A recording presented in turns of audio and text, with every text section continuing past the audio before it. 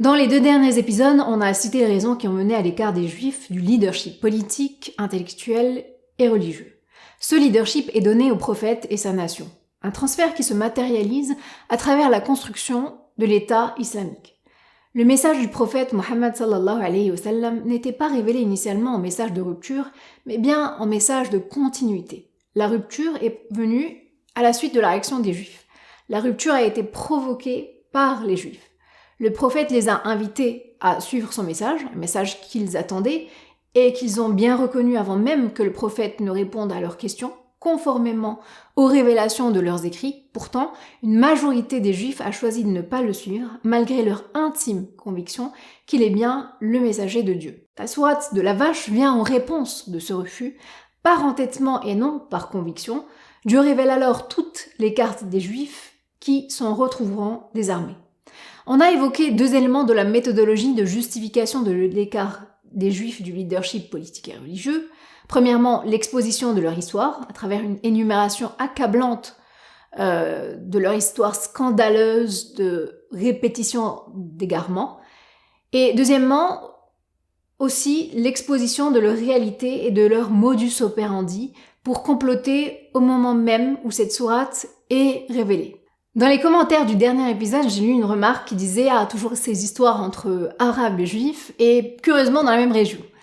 Et en France, on fait souvent beaucoup d'amalgames sur les arabes, et en l'occurrence, les arabes ici ne sont pas des musulmans. On associe l'islam aux arabes, mais à cette période, les arabes sont des observateurs. Les arabes ne sont pas la source ou les auteurs de l'islam, c'est bien tout le contraire, ils sont prêts à combattre cette communauté qui s'éloigne de l'héritage des anciens. J'avais justement dit que dans un dernier épisode, que cet État musulman naissant ne peut pas livrer de guerre aux Juifs parce qu'il a déjà des guerres quasi ouvertes avec les associateurs.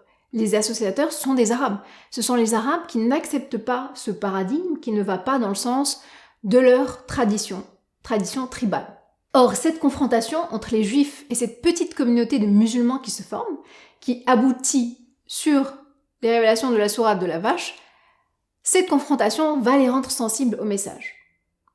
Et la réponse à la question « Pourquoi toujours des histoires entre les Juifs et les Arabes ? Pourquoi bizarrement que dans cette région ?» c'est la réponse que s'efforce de donner cette analyse et précisément tout le sujet de la sourate de la vache. Et alors, pour revenir au sujet, ce que les Arabes observent en ce moment de l'histoire, ce sont des Juifs destitués de leur statut, qui ne peuvent pas prétexter que seuls leurs anciens ont fauté, et pas eux. Ils ne peuvent se dédouaner ni de leur passé, ni du présent. Et donc le 3e élément de cette justification d'écart du leadership politique et religieux, donné par la sourate de la vache, vient sceller cette destitution en exposant une autre vérité sur les Juifs. Le 3e élément révèle leur fort intérieur, ce qu'il y a dans leur cœur. Il s'agit d'un fait occulte qu'on ne peut pas voir, mais que le Coran décrit clairement. Ce qui les affaiblit définitivement puisqu'ils ne nieront pas. On va voir pourquoi à la fin de l'épisode. Mais intéressons-nous d'abord à la notion de cœur. Pourquoi s'intéresser au cœur ? C'est quoi les cœurs ? Pourquoi ils sont importants ici ? Et comment ils permettent de justifier une destitution politique ? Quel lien entre le cœur et la politique ? Un hadith du prophète dit « Ala wa inna fil jasadi mudratun idha salahat, salaha al-jasadu kulluh, wa idha fasadat, fasada al-jasadu kulluh, ala wa hiya al-qalb » Je traduis. Le hadith dit, certes, il y a dans le corps un morceau de chair, s'il est bon, alors l'ensemble du corps est bon, tandis que s'il est mauvais, alors c'est l'ensemble du corps qui est mauvais. Certes, il s'agit du cœur. Donc, selon ce hadith, le cœur détermine la bonté de l'individu. Et la sourate de la vache mentionne 11 fois les cœurs. C'est une sourate qui, d'ailleurs, voit la segmentation d'une société en fonction de leur cœur. Voilà le lien entre le cœur et la politique. On y reviendra dans un prochain épisode. On y consacrera en fait tout un épisode. La notion de cœur au sujet des Juifs est mentionnée 4 fois, précisément dans ce verset qu'on a déjà passé en revue, qui vient à la suite des versets sur l'histoire de la vache pour marquer que leur persistance à s'égarer a eu un effet sur leur cœur. ثم قست قلوبكم من بعد ذلك فهي كالحجارة أو أشد قسوة وإن من الحجارة لما يتفجر منها الأنهار وإن منها etc. Je traduis en français. Puis, et en dépit de tout cela, vos cœurs se sont endurcis. Ils sont devenus comme des pierres ou même plus durs encore.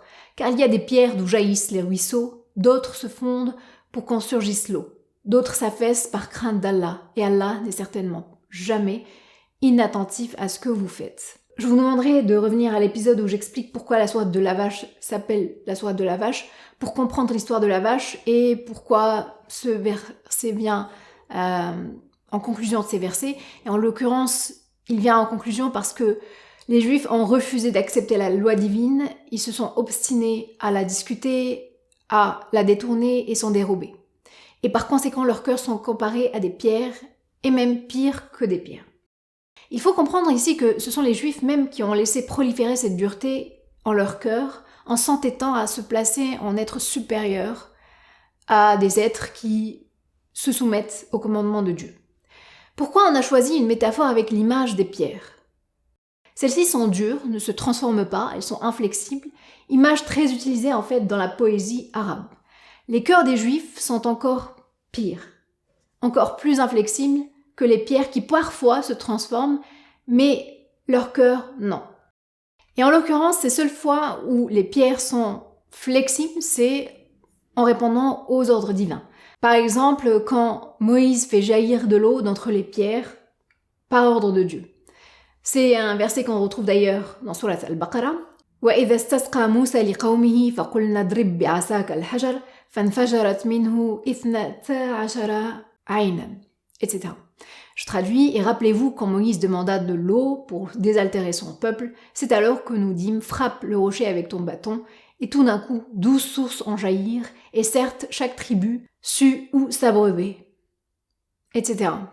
Un autre verset qui montre comment les pierres sont soumises à la volonté divine.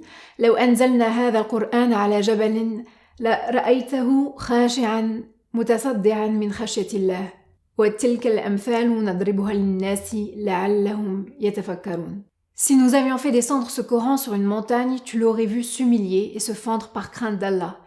Et ces paraboles, nous les citons aux gens afin qu'ils réfléchissent. Alors là, on parle de montagnes, mais donc les montagnes sont composées de pierres. Et donc, Dieu ici dit que les pierres sont capables de révérence et d'humiliation face à Dieu, alors que leurs cœurs aux Juifs sont incapables de se mettre en état de révérence. C'était difficile de trouver une traduction en français, mais donc c'est un état de soumission ultime. Et ils ne peuvent pas le faire parce que le degré de dureté de leur cœur est dans un stade ultime. Cette métaphore souligne le fait que les Juifs ne sont pas croyants, puisque Dieu définit aussi le croyant en fonction de la perméabilité de leur cœur au divin. Au contraire des Juifs, les cœurs des croyants sont les premiers sensibles au message de Dieu, le cœur est le premier vecteur de croyance. Un verset qui explicite cela, أَفَمَنْ شَرَحَ اللَّهُ صَدْرَهُ لِلْإِسْلَامِ فَهُوَ عَلَى نُورٍ مِّن رَبِّهِ فَوَيْلٌ لِلْقَاسِيَةِ قُلُوبُهُمْ مِنْ ذِكْرِ اللَّهِ أُولَئِكَ فِي ضَلَالٍ مُبِينٍ. Est-ce que celui dont Allah ouvre la poitrine à l'islam et qui détient ainsi une lumière venant de son Seigneur, malheur donc à ceux dont les cœurs sont endurcis contre le rappel d'Allah, ceux-là sont dans un égarement évident. Un autre verset qui fait un lien entre la croyance en Dieu et les cœurs, إِنَّمَا الْمُؤْمِنُونَ الَّذِينَ إِذَا ذُكِرَ اللَّهُ وَجِلَتْ قُلُوبُهُمْ.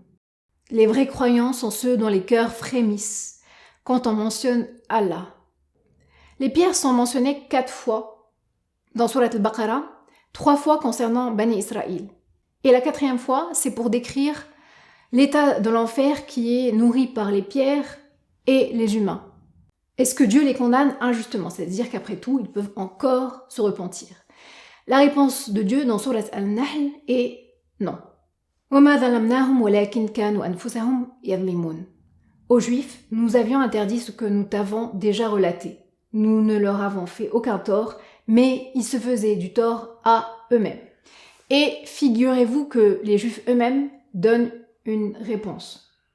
Dans Surat Al-Baqarah, ils disent وَقَالُوا قُلُوبُنَا غُلْفٌ بَلْ لَعَنَهُمُ اللَّهُ بِكُفْرِهِمْ فَقَلِيلًا مَا يُؤْمِنُونَ. Ils dirent nos cœurs sont enveloppés et impénétrables. Non, mais Allah les a maudits à cause de leur infidélité, leur foi est donc médiocre. Rulf, Arlef, ce sont des couvertures qui isolent et qui permettent à leur cœur de ne pas s'impacter du message de Dieu. Et ici, en fait, ils s'enorgueillissent. Ils disent que le Coran ne les impacte pas, ne peut pas les pénétrer. Et en fait, finalement, ils sentent bien que leurs cœurs sont durs et endurcis, mais c'est quelque chose dont ils s'enorgueillissent à cause de leur état de leur sentiment de supériorité, en fait. Et c'est quelque chose que un verset confirme dans Surat al-Baqarah même. أَفَكُلَّمَا جَاءَكُمْ رَسُولٌ بِمَا لَا تَهْوَى أَنفُسَكُمْ اسْتَكْبَرْتُمْ فَفَرِيقًا كَذَّبْتُمْ وَفَرِيقًا تَقْتُلُونَ. Certes, nous avons donné le livre à Moïse. Nous avons envoyé après lui des prophètes successifs. Et nous avons donné des preuves à Jésus, fils de Marie, et nous l'avons renforcé du Saint-Esprit. Est-ce qu'à chaque fois qu'un messager vous apportait des vérités contraires à vos souhaits, vous vous enfiliez d'orgueil, vous traitiez les uns d'imposteurs et vous tuiez les autres? Relisez la sourate avec cette lecture, dites-moi ce que vous en pensez avec cette analyse des 3 éléments. J'aimerais beaucoup savoir et rendez-vous au prochain épisode.